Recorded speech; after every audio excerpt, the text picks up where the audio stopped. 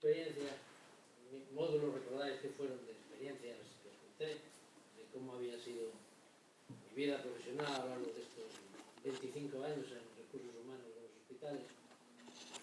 Y me pareció que contaros algunas historias que me han impactado especialmente, pues podía ser algo que os sería de utilidad.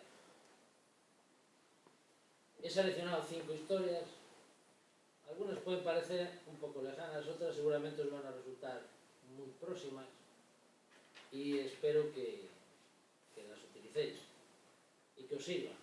Ya sabéis que hay quien clasifica a las personas en 2 tipos de personas: los que son capaces de vivir las experiencias de otros, los que son capaces de aprender en los demás, y de los que solo son capaces de aprender sus experiencias y de vivir solo con lo que les ha ocurrido.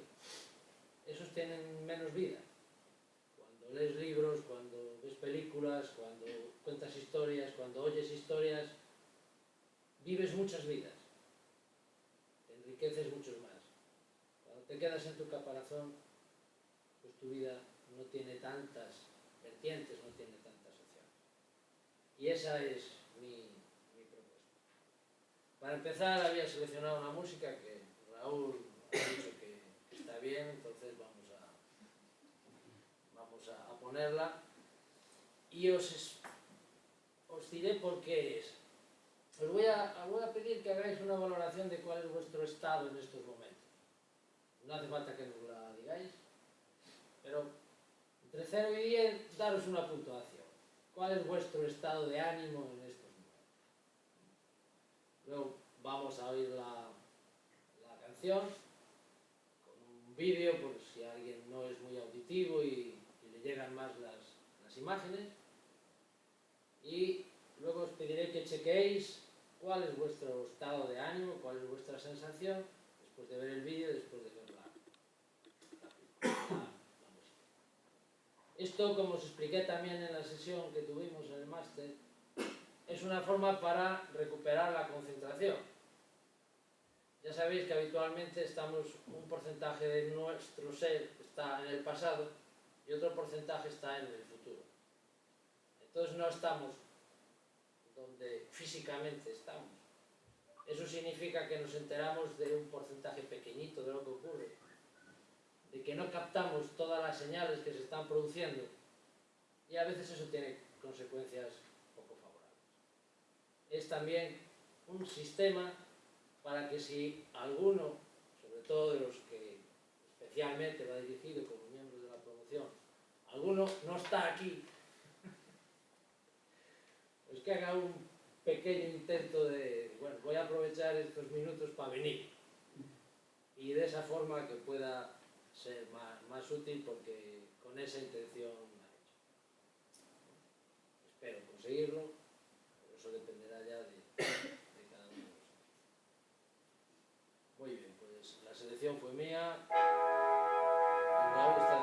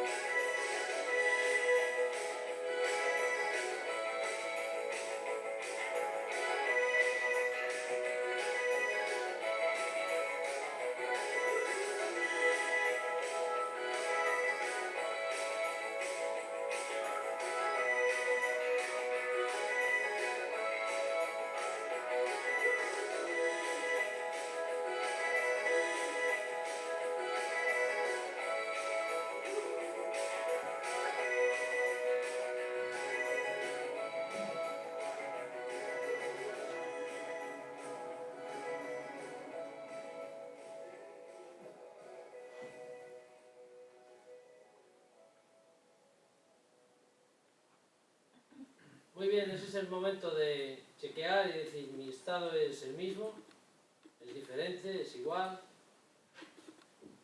¿Por qué? ¿Por qué? Porque estas a lo mejor las puedes dejar para que se vea bien, porque vamos a estar siempre viendo fotos y vídeos. Yo voy a intentar hablar poco para no... Cuando vimos la sesión del máster, una de las cosas que trabajamos y que yo insistí es en que para hacer cualquier cosa, lo más importante, lo principal es tu estado. No puedes hacer nada si tú no estás en el estado adecuado para lo que vas a hacer. Y tu estado depende de ti, de tu pensamiento y de tu fisiología. Tú decides cuál es el estado adecuado para lo que vas a hacer y consigues ese estado. Si no estamos en el estado adecuado, nuestro desempeño va a ser de un nivel muchísimo más bajo. La música tiene un enorme poder para generar estados. Quizá para mí es esta. Cada uno tiene que buscar su banda sonora. No hay bandas sonoras modelo. Hay que buscar tu propia banda sonora. Tu propia banda sonora es la que te puede proporcionar un estado de dinamismo, de poderío, y una banda sonora a lo mejor es para conseguir un estado de tranquilidad, de calma, para que te diga lo que te diga, te caiga lo que te caiga, sepas manejarlo, sepas gestionarlo. El estado. Si yo no hubiera trabajado mi estado para hacer lo que voy a hacer ahora, probablemente lo haría mucho peor. Eso es lo primero que creo que es fundamental para hacer cualquier cosa. Lo segundo, ¿qué es? Si lo primero es tu estado, lo segundo, ¿qué será? Vuestro estado. Cualquier comunicación parte de trabajar tu estado y, en segundo lugar, de trabajar el estado de la otra persona. ¿Por qué digo esto? Bueno, aquí me he permitido poner vuestras fotos, sois los protagonistas del acto y debíais de estar. Si alguien no envió la foto que le gusta, no había... Bueno, estáis bien. Si hubiera alguno lo hubiéramos puesto ahí en un tacho. Muy bien. Empezamos con una frase de Robbins. Yo creo que es la única frase que ha hecho en la presentación, para no insistir en las citas, pero creo que esta, por lo menos a mí me causó bastante impacto. Me parece una frase que tiene fuerza, sin ser muy espectacular, pero me parece que tiene fuerza. El modo en que nos comunicamos con los demás y el modo en que nos comunicamos con nosotros mismos, fundamental. Si algo se trabaja la comunicación con los demás, que yo creo que se trabaja poco, todavía se trabaja menos la comunicación contigo mismo. Y la comunicación contigo mismo es la que va a determinar tu conducta. Y tu conducta es la que va a conseguir los resultados. Nos comunicamos con nosotros mismos y cómo nos comunicamos con nosotros determinan en último término la calidad de nuestras vidas. Yo he tenido muchos, no diría fracasos, nosotros entendemos que no hay fracasos, entendemos que hay resultados, has hecho algo, no has obtenido lo que querías, bueno, o has obtenido un resultado. Ese resultado no es el buscado, hay que hacer otra cosa para conseguir lo que querías. Quien ve los fracasos como aprendizajes que le ponen en una situación más favorable para conseguir lo que quiere, está incluso utilizando a su favor los fracasos. Quien ve los fracasos como una constatación de que tiene una maldición divina, que el mundo está contra él y que hay un contubernio universal, pues ese fracaso le confirmará que efectivamente va a fracasar siempre y lo conseguirá. Entonces, ¿qué te dices a ti mismo? ¿Qué te explicas? ¿A qué dedicas tus recursos? Esa comunicación interna, ese diálogo interno, unido al diálogo con los demás, es uno de los factores para nosotros más importantes en la calidad de la vida de las personas. Bueno, la presentación, que va a girar sobre 5 historias, va a tocar sobre todo estos 4 apartados. ¿Qué es la suerte? ¿Y qué hay que hacer para tener suerte? Los de la promoción van a tener la fortuna de que se van de aquí con un decálogo de qué hacer para tener buena suerte. El resto tendrán que hacer fotocopias porque solo tenemos para ellos. No sabíamos cuántos más iban a venir. Hablaremos del optimismo, pero hablaremos del optimismo inteligente, no del happy huppy yuppie. No, hablaremos del optimismo inteligente. Si yo quiero conseguir algo, ¿qué es preferible? ¿Que sea optimista o que sea pesimista? Hablaremos de las creencias, del poder de las creencias. Tendréis de la oportunidad, ya que no estuvisteis en el Gran Cañón ni en las cataratas del Niágara, de ver cruzar a Valenda, el Gran Cañón. Las cataratas del Niágara estaban bien, pero la imagen era peor. Hablaremos de comunicación, porque todo es comunicación. Una de las presuposiciones que manejamos es que no se puede no comunicar. Cuando tú dices que no estás comunicando, te refieres a que no estás comunicando conscientemente. Pero la otra persona ve y oye y capta. Y no sabe si lo que haces lo haces consciente o inconscientemente. Solo sabe que recibe unas señales y las procesa. Muchas de las respuestas que yo he recibido y que no entendía, luego las entendí. Una vez la entendí cuando me vi grabado. Yo tenía que explicar una cosa a un grupo de personas, teníamos un conflicto, en aquella época había bastantes conflictos laborales, teníamos un conflicto, yo intentaba solucionarlo, era el responsable de solucionarlo, y no lo solucioné, más bien lo alteré más. Pero en aquella ocasión les dije, vamos a grabarlo. Vamos a ver si se ve igual cuando sale de ti que cuando te ves desde fuera. Y cuando me vi grabado, entendí en parte por qué no lo habíamos solucionado. Mi mensaje en palabras podía ser más o menos ordenado y lógico y razonable, pero el mensaje no verbal, que es mucho más poderoso, decía otras cosas que lógicamente fue lo que captaron los que estaban allí, no las palabras que son construidas. Todo el mundo puede construir con cierta facilidad un mensaje de palabras, pero un mensaje no verbal es menos manejable. Y para la gente experta hay gestos que hacemos que son prácticamente inmanejables. Están fuera de nuestro manejo consciente. A un experto que detecte esas señales tendrá más información. No son fiables al 100%, pero sí tendrá más datos que podrá poner en conexión con otros. Bien, y ya antes de empezar a la siguiente historia, ¿por qué historias? Bueno, las historias probablemente son el instrumento más poderoso de comunicación. Sabéis que durante siglos fueron el mecanismo para transmitir la información. Era el mecanismo por el que se transmitía el conocimiento. Los famosos refranes eran formas muy resumidas de contar historias con una conclusión para que fueran fáciles de recordar y memorizar. Cuando han estudiado por qué las historias tienen ese efecto, han llegado a esta conclusión. Cuando lo que recibimos es un consejo, o una orden, o una sugestión directa, incluso una insinuación, una sugerencia, nuestro consciente cierra. Nuestro consciente lo rechaza.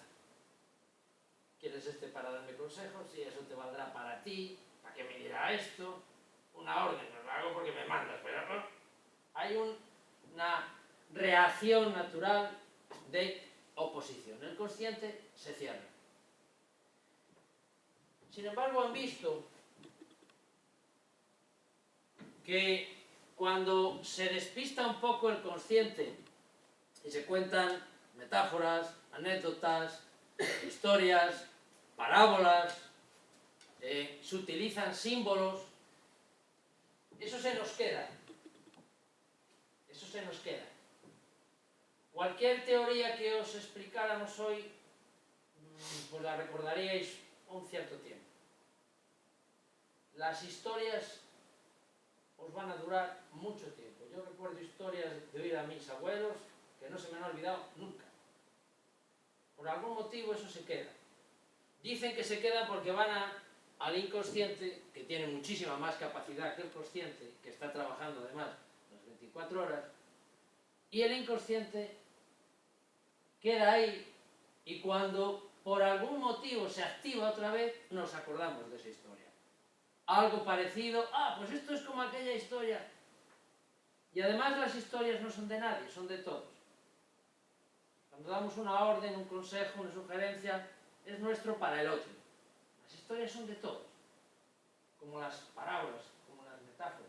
Salvo que se te ocurra cometer el error de explicar la metáfora o hacerte una lectura de la parábola, porque entonces se acabó la parábola.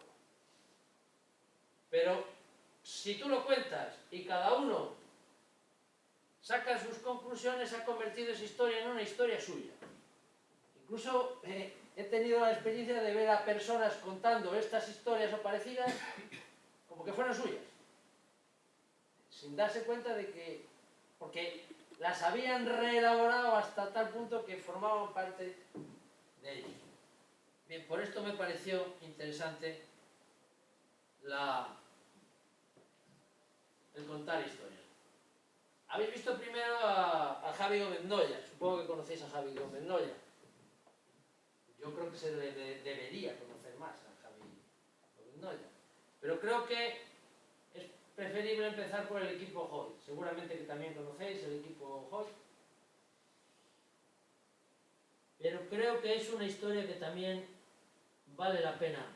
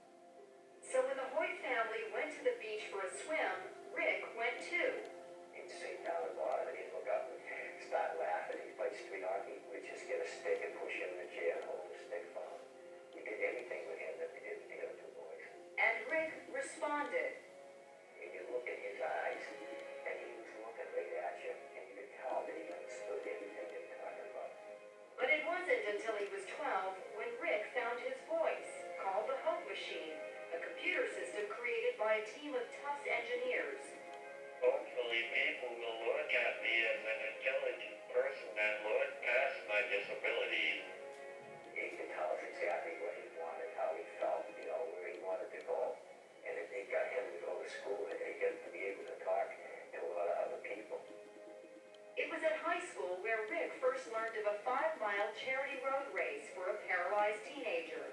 He said, Dad, I have to do something for him. I want to let him know that life goes on. For Dick, who wasn't a runner, it was a call to action as a father. Rick told me, he said, Dad, when I'm running, it feels like my disability disappears. And that was all Dick needed to hear. Now, at the age of 66 and 44, Dick and Rick have run 950 races, 60 marathons, including their 25th Boston Marathon this year. They even started doing triathlons, competing in 6 Ironmans, the ultimate test of strength and endurance.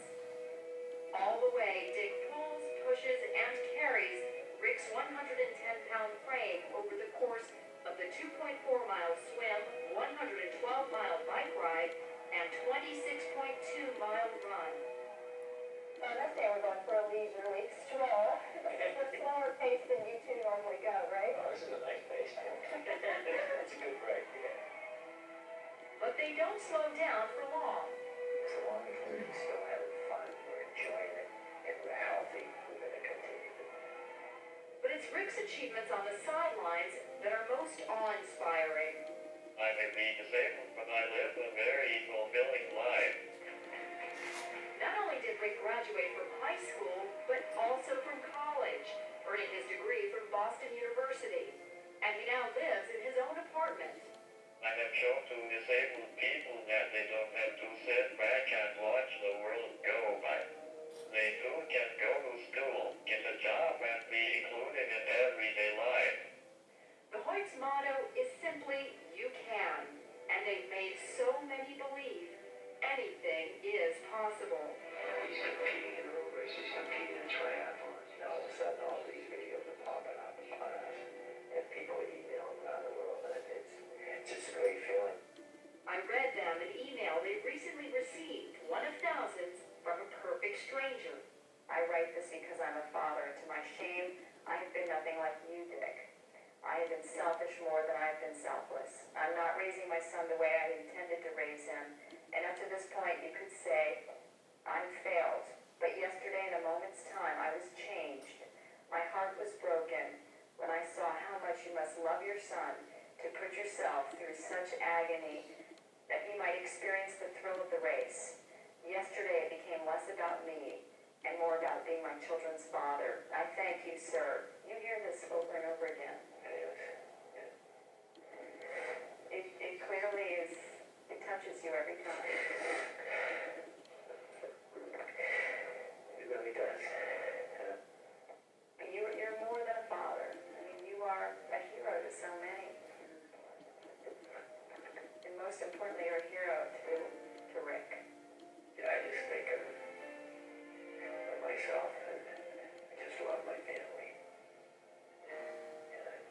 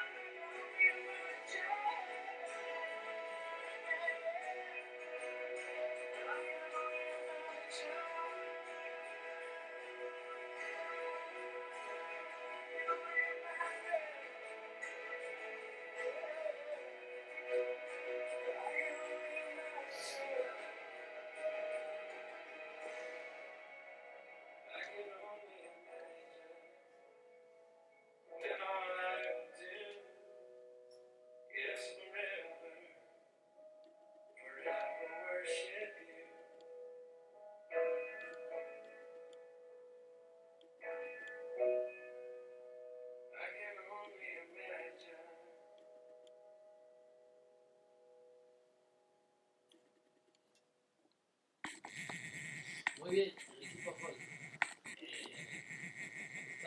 Iban a correr la maratón en la que hubo el atentado. No la pudieron correr, la corrieron el año siguiente y se retiraron. Quisieron dar esa señal, ese símbolo. No pudimos correrla por el atentado. Corremos la siguiente en homenaje a las víctimas. Yo cuando veo esta historia, la he visto bastantes veces, la pregunta que me hago siempre al final es, ¿este hombre tuvo suerte? ¿Hubiera cambiado? Después de esto, ¿hubiera podido cambiar? Si hubiera podido cambiar lo que pasó, ¿lo hubiera cambiado? No lo sé, las historias nos explican. Cada uno encontrará sus respuestas. Así que saco siempre una conclusión. Este hombre no hubiera sido nunca lo que fue sin la oportunidad que le dio.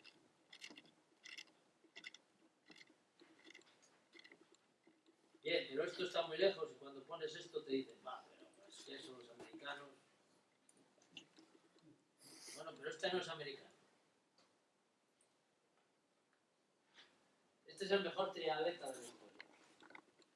El mejor triatleta de la historia. Eso significa el mejor triatleta que nunca ha habido. Se llama Javier Gómez Noya y es del Club Fluvial de Lugo. A la izquierda le tenéis en una de las fotos habituales. Un chaval sencillo, tiene 32 años. Yo le recuerdo porque en una zona, en un pinar que hay cerca de Ferrol, que se llama Dominios, recuerdo verle por allí corriendo. Corría a otro ritmo. Y él debería tener sobre 20 años, era cuando tuvo los problemas con el Consejo Superior de Deportes. Y decías, pero este chavalín, pues él estaba ahí todos los días. Yo recuerdo que al oscurecer, se veía ya muy poco, pasaba al lado tuyo, parecía un avión. Y la foto de la derecha ha sido el 16 de mayo en Yokohama, un sprint que según los técnicos probablemente ha sido el sprint más impresionante de la historia del atletismo. Fue un sprint de 320 metros. De 320 metros después de hacer una triatlón. De hacer un triatlón. De nadar los 1500 metros, de andar en bici los 40 kilómetros y de correr. Esos son los 320 metros últimos de una carrera de 10 kilómetros. Con uno de los hermanos Brownlee, que es una de sus referencias. Probablemente Javi tampoco hubiera llegado a ser lo que es. Ahí estás bien. No hubiera sido lo que fue si no hubieran estado los hermanos Brownlee ahí para darle la charla. Bueno, en el año 2005, para que veáis que ningún camino es fácil, en el año 2005 Javier Gómez Noya iba a subir al avión para ir a participar en las series mundiales, a Hawái en concreto. Llegó una comunicación del Consejo Superior de Deportes que pedía a la Federación Española de Triatlón que le retirara la licencia. efectivamente le retiraron la licencia y estuvo sin participar.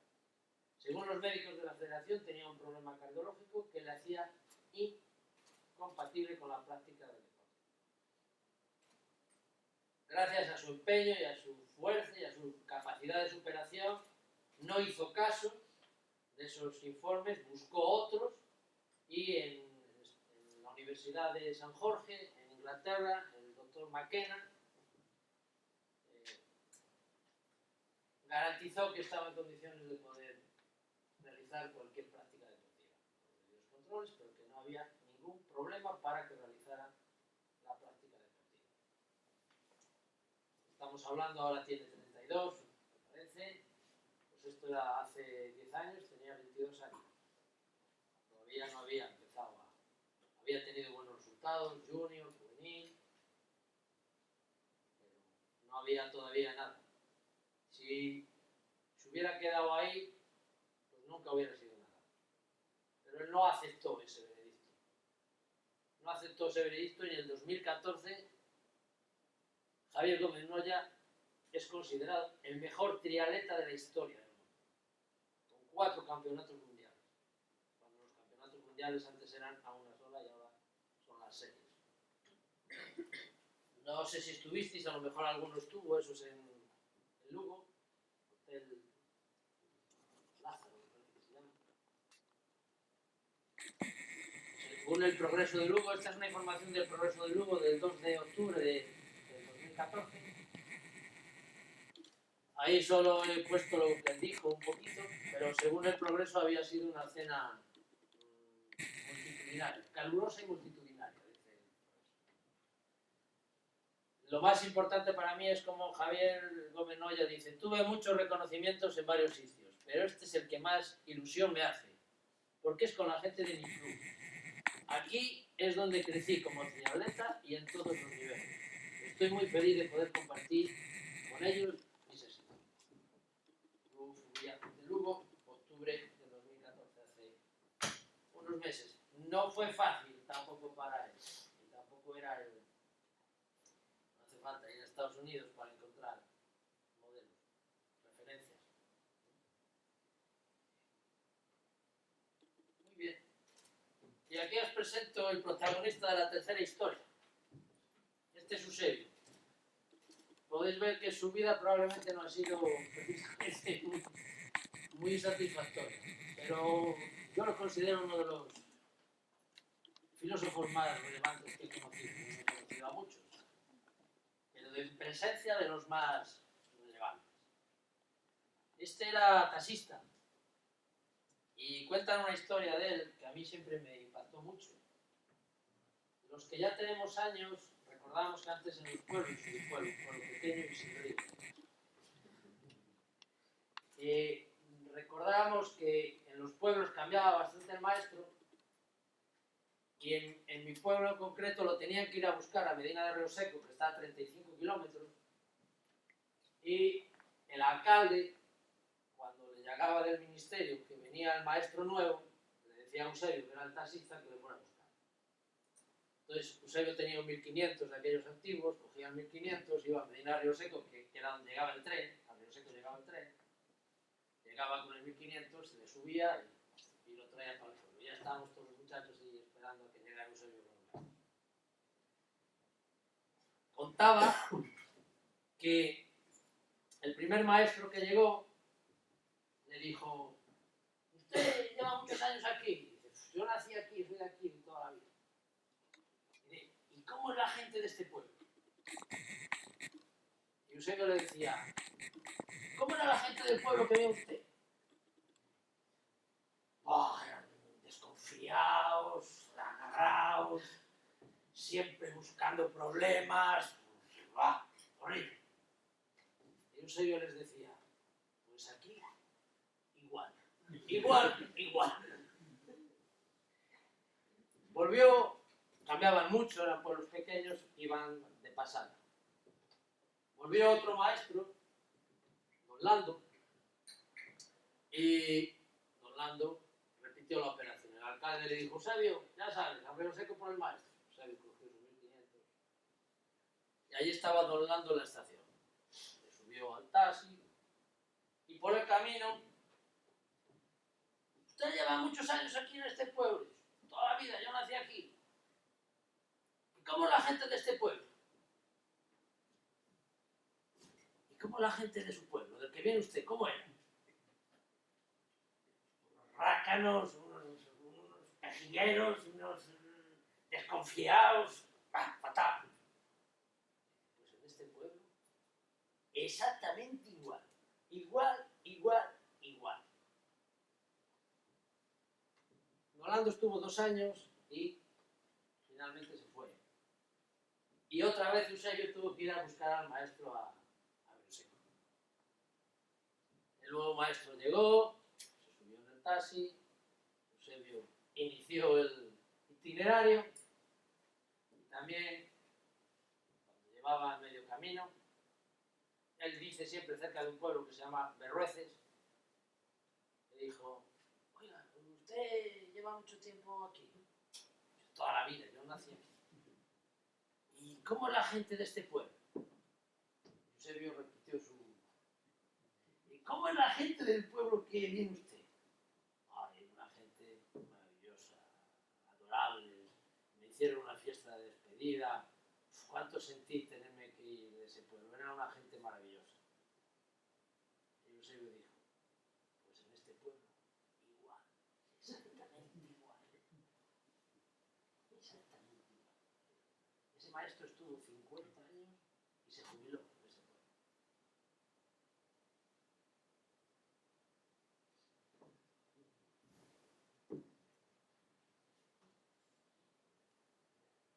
Los Walenda. ¿Habéis oído hablar de los Walenda? Famosa estirpe de acróbatas. Muy bien, pues vamos a ver un poquito. Nadie tiene vértigo. Una vez puse este vídeo, le digo que me voy, que me caigo.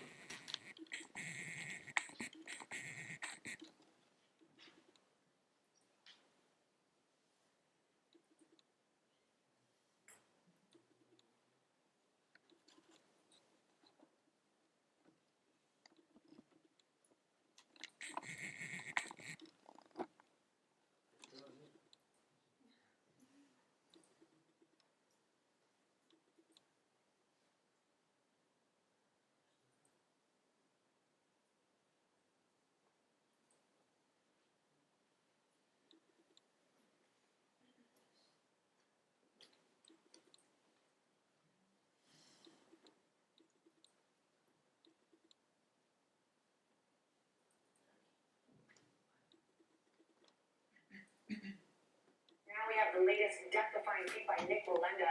You'll remember he crossed over Niagara Falls last year in a dramatic and record-setting feat.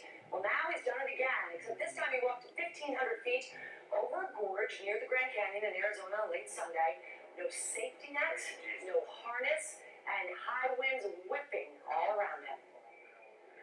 Praise God. It was the pulse-pounding, heart-stopping walk of his life. Filled with words of prayer, Nick Walenda put his life literally on the line Sunday night to be the first person to cross a gorge near the Grand Canyon.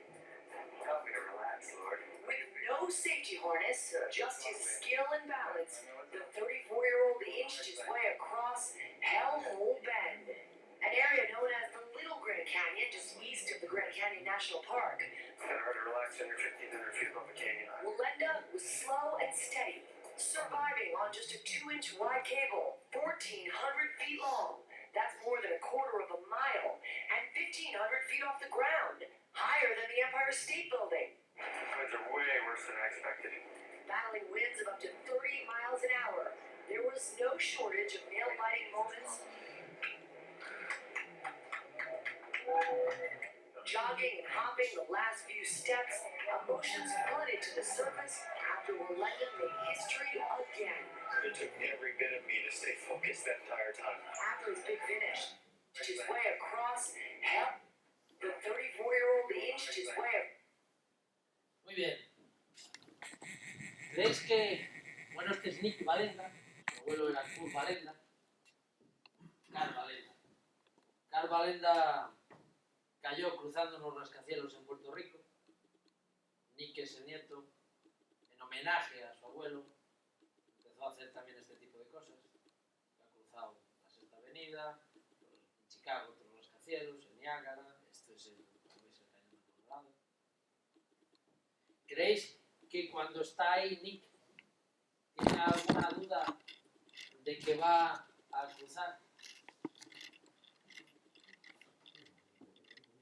¿Creéis que tiene alguna duda? ¿Creéis que si tuviera la más mínima duda, cruzaría? Yo cuando preparo a alguien para algo, que quiere conseguir algo, lo primero que le hago es le pregunto, ¿tú crees que lo vas a conseguir? Es raro que digan sí.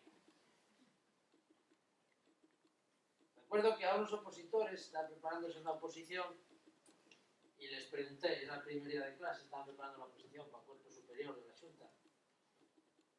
Y había bastantes, 30, 40. Entonces, buenas tardes, tal, yo el primer día que les veía, digo, ¿quiénes de los que están aquí creen que van a aprobar la oposición?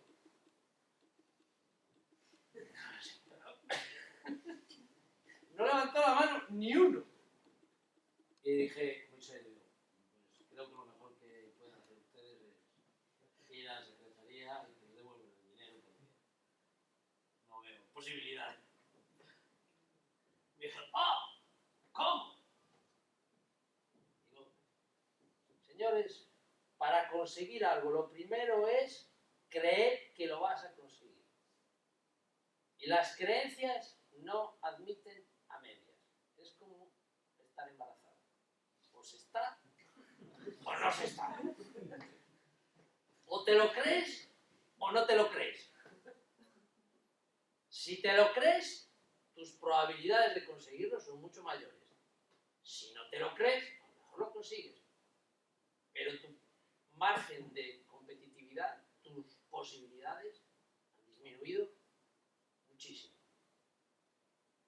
Yo se lo digo a unos amigos que vamos por ahí a hacer rutas de senderismo y bueno, yo les voy dando la brasa paulatinamente.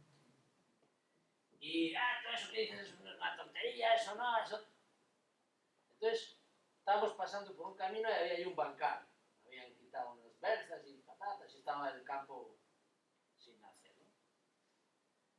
Y a mí se me ocurrió, digo, mirad, si yo os digo que hay en ese campo, hay una cartera con 3.000 euros, ¿qué hacéis? Era un domingo por la mañana. Me dijeron, pues, hasta que aparezca. Digo, ya. Y si yo os digo que me parece que a lo mejor ahí hay una cartera con 3.000 euros, ¿cuánto tiempo ibais a estar? Mirábamos así por encima y esa es la diferencia que aportan las creencias. Cuando tienes esa fe que tiene Nick de que lo va a hacer, su potencial aumenta exponencialmente. Cuando no crees que vas a poder hacer eso, te pasa como su abuelo. Su abuelo os dije que había caído cruzando los rascacielos en Puerto Rico, ¿no?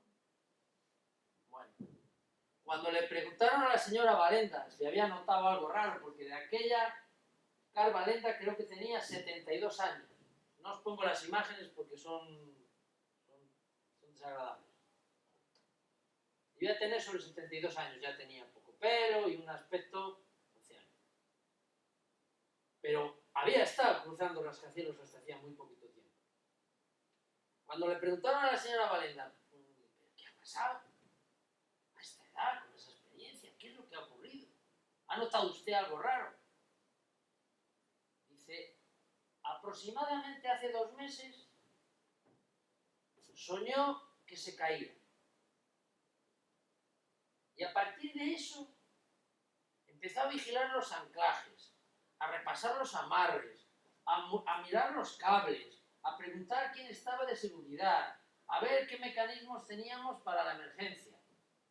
Dice, hace 2 meses estaba pendiente de no fallar. Y sabéis que la mente no conoce el no. No pienses en un elefante rojo. ¿Qué hay en tu cabeza? La mente no conoce el no. Él puso su foco de atención en no fallar. Su atención estaba en no fallar. ¿Qué pasa cuando pones el foco en el obstáculo? Que parece que el obstáculo se te echa encima. Carl puso el foco en no fallar. Falló. Nick pone el foco en lo voy a hacer y lo hace. Espero que no se caiga en unos cuantos años, por lo menos, mientras yo esté viviendo por aquí.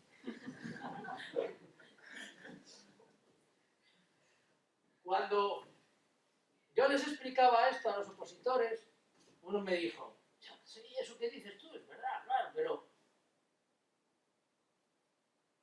si te ilusionas mucho, estás tan convencido de que vas a aprobar y luego no apruebas, lo pasas fatal, menudo golpe te llevas. Y entonces a él yo le dije, entonces tenemos que poner claros cuáles son los objetivos. Hay que aclarar los objetivos. Si el objetivo es aprobar la oposición, como ves, es mejor que leer. Si el objetivo es suspender, pero no sufrir mucho, entonces mejor que no tengas la creencia. Pero tienes que elegir. Las creencias nos obligan a elegir. Creo, tengo más probabilidades de conseguirlo. No creo, hombre, no voy a sufrir mucho. No lo voy a conseguir.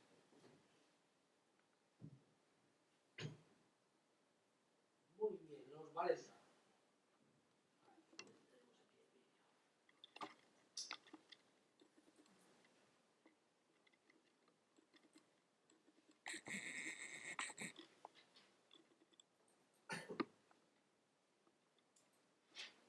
Bueno, no sé si el abuelo vale. Debido de esa foto, no. Por las imágenes que yo he visto de cuando cayó, debía ser más o menos ya de eso. No debió ser muy lejos de su caída. Y allí Nick está entrenando.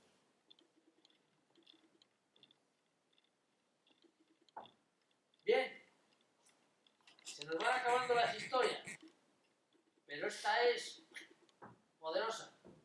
¿Conocéis la historia del doctor Christian Barnard?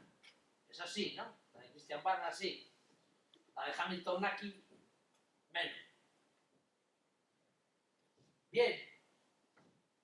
Es otra... A mí me impactó mucho por la fuerza que tiene, aparte de ser real. La realidad también aporta pues esa sensación de que hay cosas que piensas que no pueden pasar y pasan. Christian Barnard nació en los años 20 en una aldea de Ciudad del Cabo, la Sudáfrica del apartheid, y en una zona marginal. Sí es cierto que su padre era pastor de una iglesia protestante y no pasó hambre, pero ni el lugar, ni las condiciones, ni las circunstancias hacían presagiar que el doctor Christian Barnard en los años 60 fuera el que hiciera el primer trasplante de corazón entre vivos. Vamos, que si nos jugáramos una porra a ver quién lo hacía, no creo que nadie marcara Ciudad del Cabo, Sudáfrica. Pues sí. Doctor Christian Barnard, nacido en Ciudad del Cabo, Sudáfrica. Cuando rascas un poquito más en la historia, resulta que el que lo hizo no fue el doctor Christian Barnard, sí dirigió el equipo. El que lo hizo fue Hamilton Mackie, el después llamado doctor clandestino. Era el jardinero de la universidad. Y el jardinero se encargaba de los animales. De ver a los cirujanos practicar con las operaciones que hacía con los animales en los que él ayudaba, se dieron cuenta de que tenía una pericia extraordinaria. Y el doctor Barnard tuvo la valentía y la sencillez de incorporar a Hamilton Mackie a su equipo. De hecho, quien sacó el corazón de la persona, de la mujer, y lo puso en el otro ser humano, fue Hamilton, no fue Christian. Barnard luego lo reconoció. Dijo, realmente el cirujano bueno era Hamilton Mackie. Hamilton Mackie murió de jardinero en la universidad, nunca pudo ser otra cosa, por los criterios, por las normas del apartheid.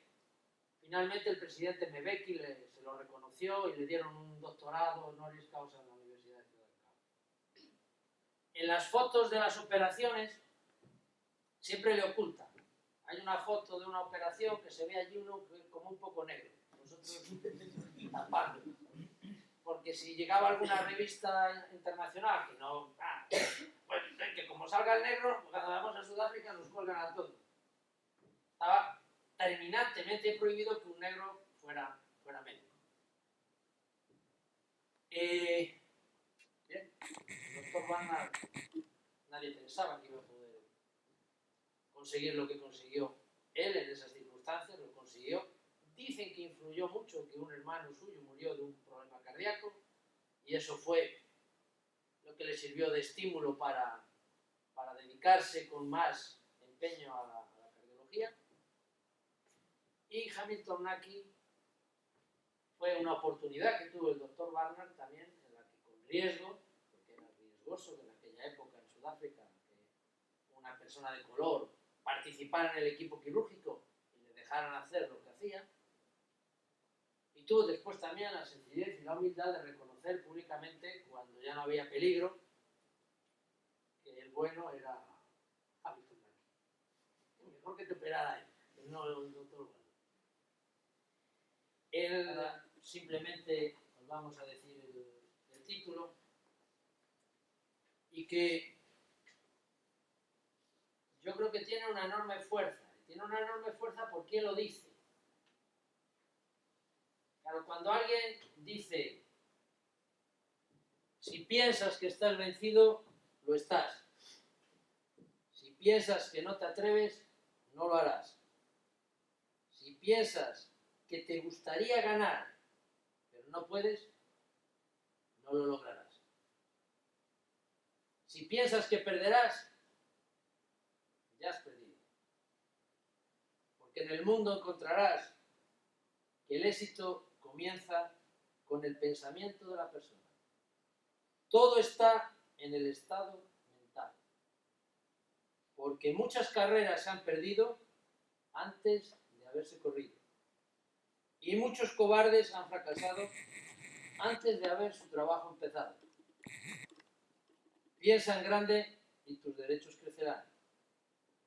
Piensa en pequeño, quedarás atrás. Piensa que puedes y podrás. Todo está en el estado mental. Si piensas que estás aventajado, lo estás. Tienes que pensar bien para elevarte. Tienes que estar seguro de ti mismo antes de intentar ganar el premio. La batalla de la vida no siempre la gana la persona más fuerte o la más ligera, porque tarde o temprano la persona que gana es la que cree poder hacerlo. Si lo hubiera escrito yo esto, pues no tenía ningún valor, pero si lo ha escrito Christian Barnard, pues hombre, algún mérito hay que dar. Os la entregaremos después para que os quede. Repartimos las copias que teníamos, sabía para ello, pero bueno, supongo que hay copias, se pueden hacer copias para todos y si a alguno os interesa, pues a vuestra disposición. Bien, y terminamos con Mandela. Supongo que todos sabéis la historia de Mandela. Ahí está en su cárcel de 2 por 2,5 con una pequeña colchoneta y un balde para hacer sus necesidades. con la posibilidad de recibir una carta o una visita cada 6 meses, y en esa situación durante 27 años. En cualquier otra situación, lo previsible, después de que ocurra eso, es que cuando salgas de ahí, muerdas. Lo van a hacer con cualquier animal, a ver qué pasa. Un gato, no seáis crueles, no le tengáis 27 años, un poco antes, en la calle. Bien, pues Mandela hizo esto. El mayor trabajo de Mandela fue controlar a sus muchachos del Congreso Africano, que querían recuperar las muertes de familiares, amigos, padres, madres, hermanos. Y Mandela dijo, eso no es el camino. El camino es la reconciliación. Hay una película, Invictus, que supongo que todos conocéis, de Clint Eastwood, que es y hay un libro de John Carlin en el que está basada la película, que también son de esas obras a las que merece la pena dedicarle un rato, porque aunque es una película y aunque es un libro, pero es una vida real y hay cosas que nos pueden servir para el día a día. Para el día a día, cuando decimos, como te pille, ya te da cuando te agarre. Pues claro, si eso lo hacemos porque no nos saludó bien o porque le dijimos acepto y no lo hizo, o a mí pues me bajo la bolsa de la basura a usted. Pues imagínate si la pilla ella 27 años en la cárcel. Entonces, y me pareció muy interesante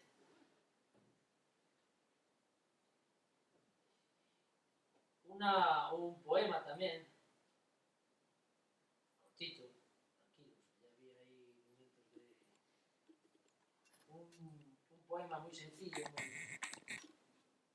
que aparece en la película, los que hayáis visto la película lo conocéis.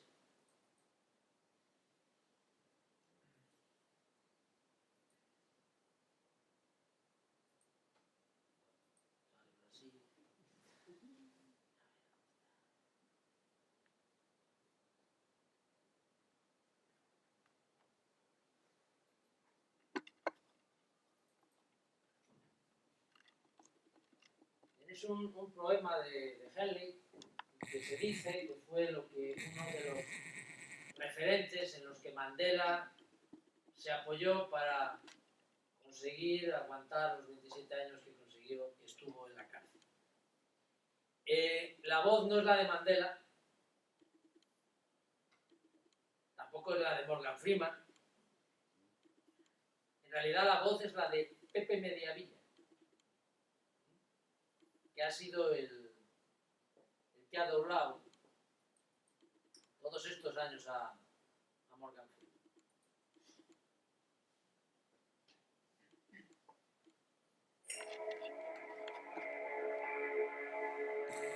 En la noche que me envuelve, negra como un pozo insondable, doy gracias al Dios que fue, por mi alma inconquistable.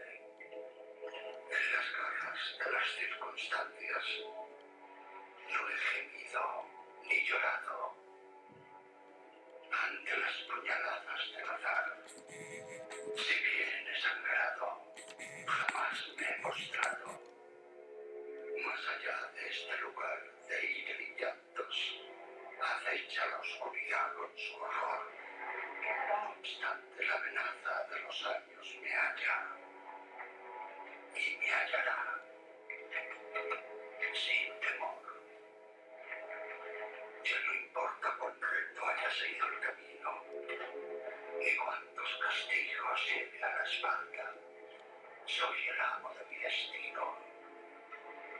Soy el capitán de mi alma. Doy gracias al Dios que fue, por mi alma inconquistable. Soy el amo de mi destino. Soy el capitán de mi alma.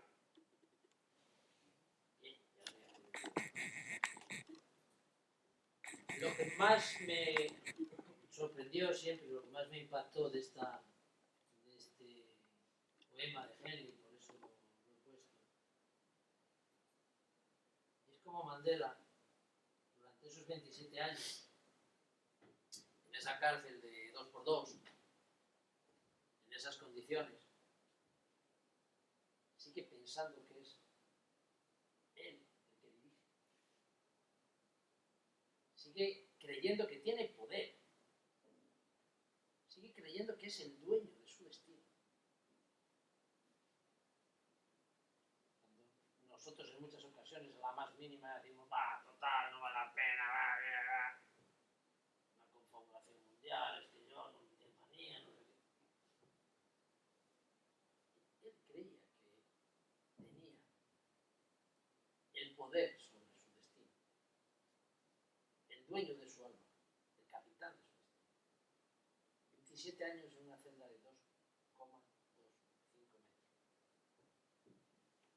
repitiéndose eso y creyéndose, porque cuando salió demostró que se lo creía y siguió dirigiendo su destino, el suyo y el del sudafricano. No salió de la cárcel y se dejó llevar por lo que le dijeran sus amigos, hermanos, familiares, compañeros de partido. No. Siguió siendo él el capitán de su alma, el dueño de su destino. Siguió decidiendo él. Ahí fue. Para mí es una de las enseñanzas más poderosas. Yo tomo las decisiones. Elijo entre las opciones que tenga. Pero yo tomo las decisiones. E intento tener siempre 3 opciones. Porque si solo tengo una, eso no es una opción, eso es una obsesión. Si tengo 2, las cosas tampoco mejoran mucho. Ahora tengo un dilema. Pero si tengo 3, recupero el poder. Porque entre 3 elijo. Y elijo siempre. Aunque no siempre elija lo que me gusta, ni lo que yo quería, pero elijo. Mientras elige, tengo el poder. Y lo que ha ocurrido es porque yo lo elegí. Me responsabilizo y decido. Y asumo lo que ocurre. Yo no soy un barco, una canoa al albur de mares, vientos. Todo eso influye. Y teniendo en cuenta todo eso, decidiré. Pero cada uno decide. Porque si no, a lo mejor os ocurre que a cierta edad os empecéis a buscaros a vosotros mismos. A ver quién sois. Y según algunas edades empieza a ser... Muy bien, ya terminamos. Más o menos me ha gustado, ¿no? ¿O no? Sí, más o menos. Bien, y terminamos con Gary Player. Gary Player es un tipo espectacular. ¿Qué deporte creéis que hace? Es golfista. Gary Player es golfista. Y, bueno, ahora es de avanzada edad. Muy avanzada edad. Cuando hacía esto es de hace bastantes años. Gary Player era famoso porque tenía el récord de bolas al hoyo con un solo golpe. Entonces, eso resultaba extrañísimo. La gente decía, eso no puede ser capacidad ni técnica, a un solo golpe, eso tiene que ser suerte. Y Gary Player decía, pues sí. Yo siempre me he considerado un tipo con mucha suerte. Pero ¿sabe usted? Me he dado cuenta que cuanto más entreno, más suerte tengo. Con esto va la otra cara de la hoja que os vamos a dar, en la que os acompañamos esto que dijo Gary Player y un trabajo que hizo Richard Wiseman. Ha salido en algún programa de redes, es posible que lo conozcáis. Escribió el libro de Nadie nace con suerte. Tiene otro que se llama Rarología, es este gente que hace los juegos de cartas, los tapetes, es mago también, pero aparte de eso es catedrático de psicología en Escocia. Y se le ocurrió hacer un trabajo para ese libro que consistió en 5.000 entrevistas a alumnos de la universidad para detectar lo que él consideraba que eran patrones de suerte. ¿Qué es lo que ocurre o qué es lo que hace la gente que tiene buena suerte? Consiguió 500 que se autocalificaban como suertudos, que se creían que eran gente con buena suerte. Y del patrón que sacó de esas entrevistas, elaboró estos 10 consejos para tener suerte, que os acompañamos, y que están en ese libro, publicado ya en el año 2003, de Luke Factor, un estudio científico sobre la suerte. Un libro pequeñito, pero muy interesante, sobre todo por lo que aporta de investigación científica, de trabajo de campo, no de meras intuiciones, que es lo que normalmente solemos hacer. Conocemos varias personas de suerte y podemos sacar un patrón. Solo os voy a decir el patrón general que él identificó, luego los 10 consejos ya os los lleváis para vuestra intimidad. Darles una oportunidad a los 10 consejos. Luego, si no funciona, bueno, también habéis dedicado tiempo a otras cosas que ya sabíais que no iban a funcionar. O sea, antes, hai 9 anos, non se falaba desto, pero, bueno, pues ahora se sabe cal é a diferencia, non? O máster profesionalizante, non? Bueno, pues creemos que o éxito está aí, non? Demostrado despois de 9 anos de andadura. Entón, bueno, pues gracias tamén a todos eles, que espero que o director do máster lles transmita o meu agradecemento. Agradecemento que ten, lóxicamente, que facerse extensivo a Guillermo, non? Guillermo como alma mater deste máster e cabeza pensante do mesmo, reiteres vos por coñeceres e sabedes perfectamente, bueno, pues, como é, non? A persoa que destaca, bueno, pues, polo seu ingenio, pola súa originalidade e pola súa economía, non? Penso que podemos darlle as gracias por toda a aportación que ao máster e a nosa escola tamén, bueno, pues, ven facendo desde xa os 10 anos que levamos colaborando. Non podo rematar sin agradecer, eu sempre fago nestos actos fago mesmo, dou as gracias, pero, bueno, penso que deben nacidos ser agradecidos, non?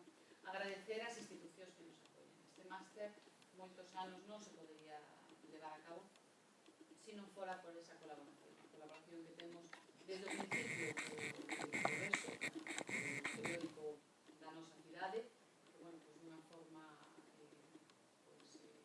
facilitándonos sempre a publicidade e a punta do mesmo, participou con nos desde o principio, e tamén aportándonos, pues, profesorado, o seu persoal especializado nesta materia, que forma parte tamén do noso cadro de profesores. E tamén temos que dar as gracias, ainda que disculpalos tamén, porque non poden estar hoxe aquí, bueno, pues, a Diputación de Lugo. A Diputación de Lugo, desde o primeiro momento, o sea, bueno, cando estaba de presidente o fallecido o señor Cacharro, foi, bueno, pues, o primeiro que apostou por esta actividade, que nos deu, bueno, pues, esa colaboración económica que despois, ao longo do tempo, ainda que, bueno, pues, esa non estaba como presidente, pues, se mantuvo e ata o día de hoxe todavía, gracias a Dios, podemos contar con esa colaboración. Entón, bueno, pues nada máis, moitísimas gracias a todos, non quero falar máis porque a verdad que o interesante foi a primeira parte, e que aquí estamos para que necesitades. E, por suposto, como dicía o seu padriño, eu tamén vos desexo moitísima sorte, que de seguro, que eu xa me adelantei, se puden leer, seguindo este decálogo vades a tela ou a seguir tendo tanta sorte como tedes ata agora. O sea que nada, moitísimas gracias.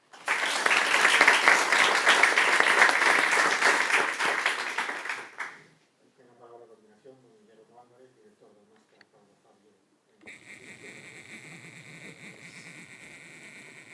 Señora directora de la escuela, rector,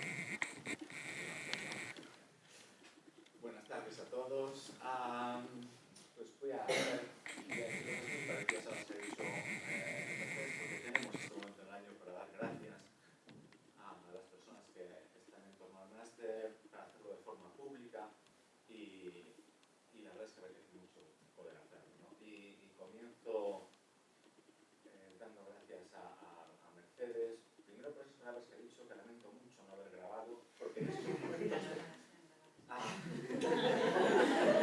no siempre tienes un momento depresivo y aparte, bueno, es una cuento en serio, pero más en serio todavía. Yo lo decía en serio. Muchísimas gracias también por ser como eres, porque eres el motor anímico del máster, es una energía constante que saca de verdad lo mejor de cada uno y hace que estemos siempre intentando hacer las cosas mejor. Así que muchas gracias, Mercedes, y quiero ser gracias. Y muchas gracias también a otras personas de la escuela que están ahí siempre, que lo hacemos menos, ¿no? Desde Rosa, que está con sus números volviéndonos locos a veces, pero siempre para bien con su rigor y tal, a Toya, que ahora se está implicando mucho más y haciendo cosas nuevas, que agradecemos, a las personas que están en la puerta, a Josefina y a Fina, que siempre tienen una broma y una sonrisa, y a los fichajes, por supuesto, a Raúl y a David, que ya muestran muy buenas maneras. Muchas gracias a los profesores, a Antonio, a los que no están hoy con nosotros, que son todos, realmente, porque hacen su trabajo también con tanto entusiasmo, ¿no? Y, por supuesto, a las instituciones que nos apoyan, que voy a decir que no he dicho Mercedes, y muchas gracias a vosotros, los alumnos, ¿no? Muchas gracias por un año de trabajo, de esfuerzo, de dedicación, de interés, un año de entregaros un poco a esta materia, de entrar en ella y de dejaros, no sé, convencer o llevar por el tema de los recursos humanos y llegar a vivirlo y a integrarlo en vuestro pensamiento y en vuestra forma de considerar las cosas, ¿no? Gracias por todo ese trabajo, gracias por ese esfuerzo y también gracias por lo que me aportáis a mí personalmente, porque yo después de las sesiones es muy raro el día que no salgo con ideas nuevas, con perspectivas sorprendentes, con valores que quizá no se me hubiera ocurrido tener, ¿no? Y bueno, que me enriquecen mucho, o sea, muchas gracias por lo que me aportáis a mí en las sesiones. Y bueno, ya que tenemos aquí a los alumnos de esta promoción, ya veis lo que cuesta avanzar 2 filas un año entero. Es uno de los proyectos más dificultosos de hacer, teniendo en cuenta la distancia que hay. Y bueno, agradeceros también que estéis aquí y que veáis un poco en qué acaba la cosa, ¿no? Pues en estas sonrisas y en estos parailes que son merecidos, ¿no? Ha acabado una etapa, la etapa de trabajar, de estudiar, de hacer cosas, y ahora iniciáis una etapa nueva con esos valores y esas perspectivas novedosos que vosotros tenéis y aportáis, con esa forma nueva de hacer las cosas, con esas ideas nuevas, ¿no? Recursos humanos es un área nueva, es un área joven, es un área en la que hay muchísimo por hacer, hay mucho que investigar, hay áreas que están vírgenes al conocimiento, hay formas de hacer las cosas que tienen que ser mejoradas y esa tarea os compete a vosotros con vuestras perspectivas diferentes, con vuestros valores distintos, con vuestras experiencias nuevas. Esa tarea de desarrollar el ámbito de los recursos humanos, de llegar a áreas que nos están tocando, de enfocar las cosas con perspectivas diferentes, es tarea vuestra, ¿no? Porque en el futuro vosotros seréis quienes configuréis esta materia, los que la dirijáis, los que la hagáis progresar, ¿no? En este sentido, bueno, aprovecho para hacer un último consejillo o sugerencia, que ahora, después de que habló Antonio, tengo plena conciencia de que lo estoy haciendo mal, porque para hacerlo bien tendría que haberos contado la historia, y esto no lo sabía hasta después de haber pensado lo que os tenía que decir. Así que sé que está condenado al olvido lo que os voy a decir. Se me ocurre alguna alternativa, como hacerlo muy raro y tal, que quede grabado en la memoria de las personas, pero no me veo. Y entonces prefiero condenar al olvido lo que os voy a decir antes que intentar cosas que me exceden. Lo que quería decir es que precisamente, como hay mucho por hacer y mucho por investigar, y vosotros tenéis vuestras propias ideas y forma de ver las cosas, que no os quedéis en las reglas de lo que esté establecido, que no os quedéis en los procedimientos trillados, que no os quedéis en los sistemas y en las formas de hacer las cosas que ya conocemos, que las hemos os quedéis ahí, romped las reglas cuando creéis que es necesario, analizad las situaciones en las que estéis, los problemas que tengáis que resolver y atreveros a dar soluciones nuevas y respuestas diferentes, ¿no? Porque con ello conseguiréis que avancen más vuestras organizaciones, que lleguen con más comodidad y que lleguen más lejos. Vuestras organizaciones, las personas que trabajan en ellas y vosotros mismos. Quería finalmente deciros que esta seguirá siendo siempre vuestra casa y el máster también, que allí nos encontraréis en nuestras cosas y en la medida en que pudiera ser útil o necesario, que tendréis siempre, bueno, nuestro apoyo y nuestro consejo, que acompañaremos siempre de historias. Y bien, para terminar, solo una palabra más, es enhorabuena.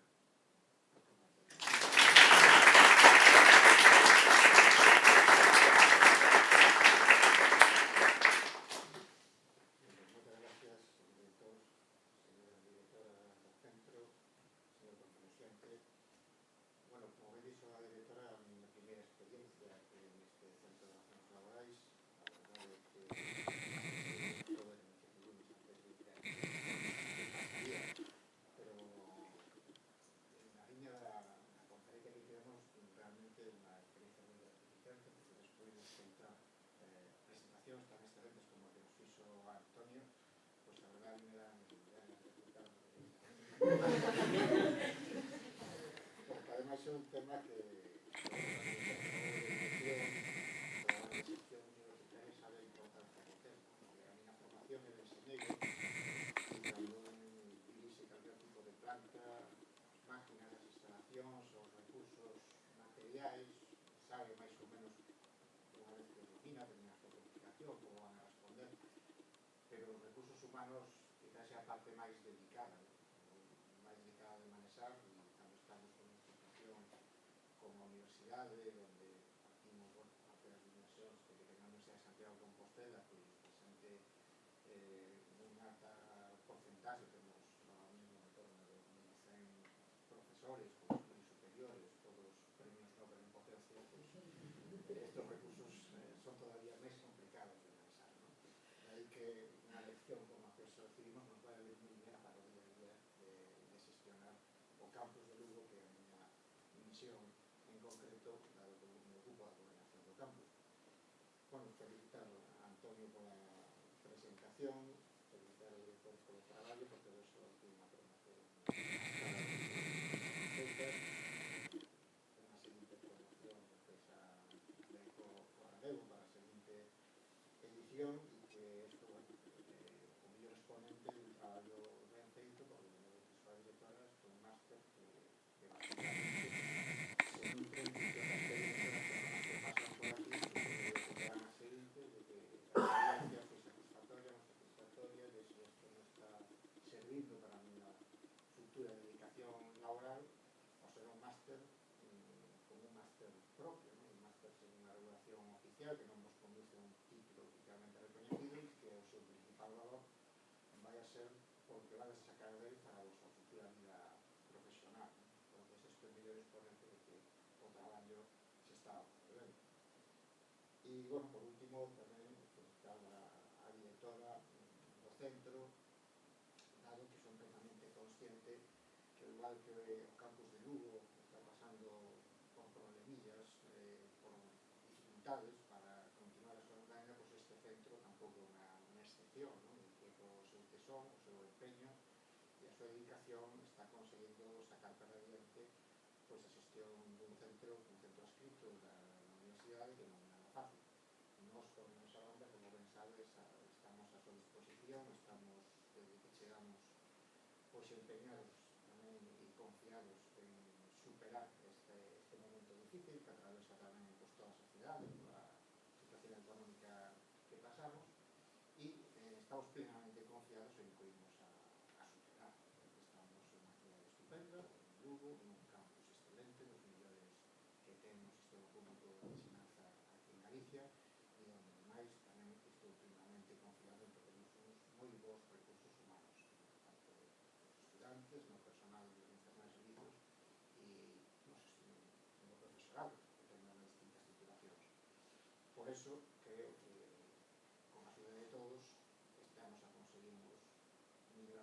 cousas e confiamos que para o curso que ven sigan avanzando nesa dirección, nesa misión onde principalmente estamos ocupando nesta primeira etapa do noso mandato, e esperamos que xa para o curso que ven a ver se temos uns resultados que nos permitan ser todavía máis optimistas para as próximas edicións. Bueno, para finalizar a miña intervención este acto, pois felicitarvos aos que os completades a formación deste máster en recursos humanos. Creo que polas vosas caras e polo que vi neste acto que se cheves unha boa elección, pero bueno, co tempo xa non se veis dicindo aos responsables do máster e do centro o vosso contraste ca realidade co día a día do vosso traballo, que seguramente axudará a enriquecer esta formación e esta preparación para as futuras edicións. Gracias a todos, moita sorte e